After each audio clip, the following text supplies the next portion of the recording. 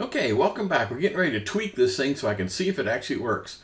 So somewhere up here, I'm going to have some sort of an event or something that says, okay, I'm ready to do this. So I really kind of need a button or something that says, hey, I'm ready. So I'm going to grab me just a plain old button, and I'm going to kind of edge it in between edge and display. Remember, display is designed to consume the remaining space, so I can't put it afterwards. That wouldn't work. But I can kind of wedge this guy in between, right? Okay, cool. And so this is just going to be called, I don't know, button show or something. Because, I don't know, something. And I guess I can change it, the word in the button to say show. All right, cool. All right, so I'm going to use the first, remember we talked about the different techniques, the on-click thing. So I'm just going to say click show. All right. So click show is going to be the name of my guy. I'm going to have to go up here and I'm going to build one. So I'm going to say public void click show view v. You guys remember how this works, right?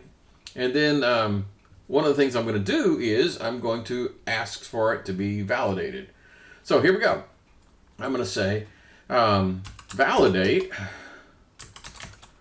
int. And then I'm going to give it the name of the thing, which is age. Oh, which I don't have?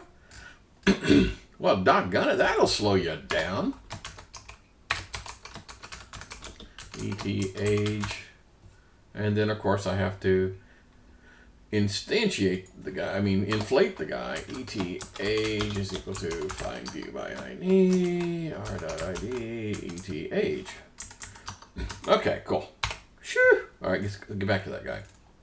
So I want to pass it age, and then what the thing is, so I can have meaningful kind of error messages. And I'm going to go ahead and hard code these, even though typically in the real world I probably would have used a constant up at the top, but just to speed things up. So I'm going to say int age equals, because this is going to go through and tell me if I got it right. Now, if I don't have it right, it's going to spit out these little messages, right? Okay, so that's what this whole thing's about. So let's run this guy and see what he do. Okay, so if I go here and I type in, I don't know, 1, 2, 3, 4, 5, and I say show, it goes, no, the age must be between 0 and 40.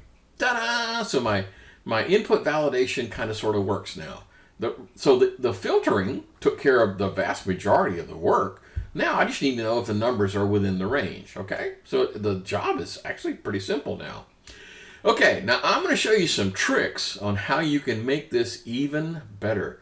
Because you don't always have a little strip at the bottom to show all this stuff, right? So maybe you might want to have something a little bit more sophisticated. So I'm going to show you something kind of cool.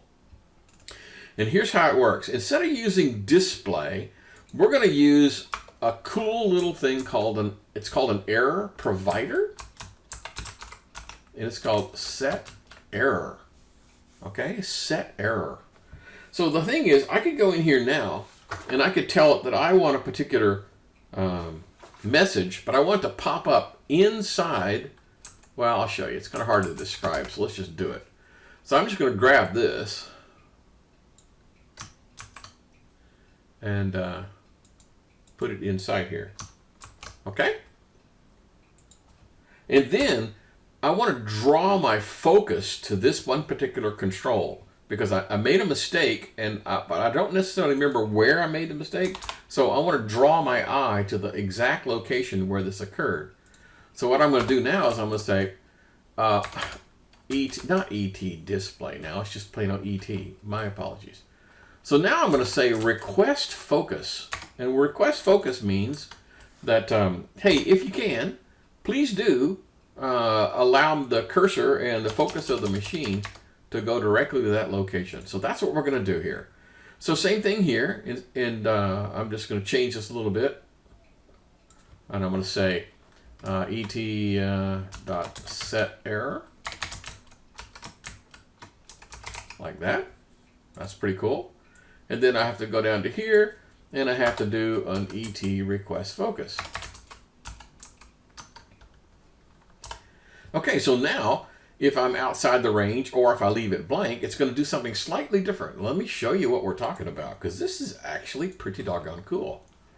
All right, so I'm going to go here and I'm going to type in 1, 2, 3, 4 and hit show, and boom, I get a red exclamation point, plus I get a message that's right there that says age must be between 10 and 140, and it brought the cursor back.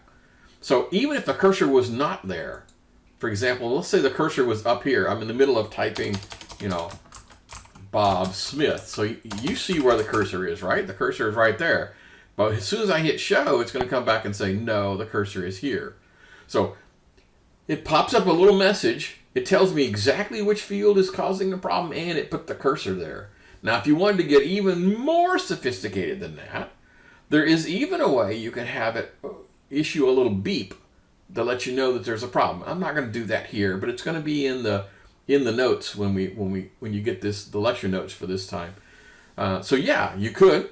One more time. This is vastly superior to having a message box somewhere in your application where you spit out error messages. First of all, it's kind of funky, and then secondly, it's kind of hard to tell you where it happened. And this tells you everything. It tells you exactly where it occurred, what's wrong, and puts the cursor exactly on the offending location. So this is going to be the preferred technique we're going to be using for things like input validation. Okay, woohoo! That was a good lesson in input validation. All right, let's just go through it. So, I'm passing an edit text control because I need to be able to set its error property. I need to pass the name of the field so I can have meaningful things like age. Oh, I probably shouldn't have said age value. That probably should have said just plain old age must be, because the word value doesn't mean anything here. Right? So the error messages make sense, like the age can't be, how about blank? Null is, you know, that's kind of geeky. I'm going to use blank. So you can't leave that field blank. So these are better error messages. Okay, so can you imagine something very similar to this that says validate string? Because, right? I mean, it's not going to have that nearly as much of this stuff in here because it's not going to have a minimum and maximum, but it'll have one of those things that says, did you leave it blank? So it'd be look exactly like this, except it's going to be validate string. It'll still have an edit text, and you'll still have the field name. You just won't have min and max, unless maybe the min and max means something like the minimum number of characters or maximum number of characters in a name. I don't know. So I guess you could have something like that, except this time it would be the length rather than the actual value. So yes, you can have a lot of these guys: a validate string, a validate double, a validate int, right? And they all use kind of sort of the same technique. Cool. All right. So the set error is a cool feature, by the way. This is not in the book, so kind of sort of pay attention. The request focus, I don't think that's in the book either. It just brings the attention to the location. And then you could use this thing called a tone generator, which it'll be in the sample, but I'm not going to do it here. And then other than that, the three parts are still there. Case 1, is it empty? Case 2, does it convert? Which we're kind of cheating on until we get to chapter 17. And then case 3, is it inside the range? So those three parts still are around. Okay, cool. We're ready to move on. On page 309, they talk about the image view guy. Now, quite frankly, the image view guy is kind of boring. There's really not much to him. I will tell you that, if you pop over here and you go, grab one of these guys like an image view and drop him on here. The only thing you really need to know it's different is when it comes time to drag and drop an image onto your surface here. Now let me explain what I mean by that. So for example, I have a graphic here and I just want to drag and drop this guy onto my drawable folder. Okay, and then it comes up and says, hey man, is that where you want to put it? And I'm going to say, fine, yeah, go right ahead. Now the only thing weird about this is that these things have to be in lowercase. I know that is very, very strange. So if you was to drag and drop one of these guys that had uppercases, and For reasons I'm not exactly clear, absolutely everything in the res folder, from res down, everything is lowercase. Whatever, dude. I didn't write this stuff. I'm just telling you. It's all in lowercase. Okay, so this is not very exciting, right? I could just drop an image view onto the screen and tell it that where my source of my image is. It's in my drawables, but you know. Okay, that's kind of simple. I'm moving on. One of the things you can do is set the alpha. They show that in the book, where I can make it like 50% transparent if I wanted. That. Okay, whatever. Let's move on to something a little bit more kind of interesting, and that is radio buttons. So radio buttons are, again, pretty doggone cool. To make a set of radio buttons work independently, I have to use a thing called a radio group. So a radio group, and then I put radio buttons inside the radio group. Okay, cool. So, button, was that where I'm going to find radio group? Now, I'm going to put him like between age and the button, because remember, I actually don't even need the display guy anymore, do I? Nah, I'll keep him around. We might need him for something later. So I'm going to start with the radio group, and I'm going to put him right here between age and oh, wow, that's unusual. When I dropped him in here, I was not expecting him to have match parent for the height. That's a little funky. So I'm going to do match content on that to get that back. And now I need to put at least one radio button in there. It doesn't. By the way, if you only have one item, radio button is kind of a poor choice. Radio button kind of implies you're going to have two choices, right? Okay, cool. So I'm going to grab that and put one of those in there, and then I'm going to go grab me another one and put it in there. Okay. So let's just look at this guy and see what he kind of sort of looks like. And so I have radio button 1, radio button 2. Hey, is there a way I can take that and kind of turn it sideways to make it kind of go, instead of vertical orientation, I can make the buttons go the other direction? Would that be a property of the radio button itself? Or would that be a property of the radio group? Let's go look. First of all, I'm probably going to have to talk to this guy, so you don't necessarily always have to talk to everybody, but I'm going to talk. This is going to be RG. What do you want this guy to be? I don't know. I can't think of any color. Whatever. Something. So if I go down here to orientation, and I say, wait, I want this to be horizontal orientation. Ooh, cool. Except, how did the match parent come back? Yeah.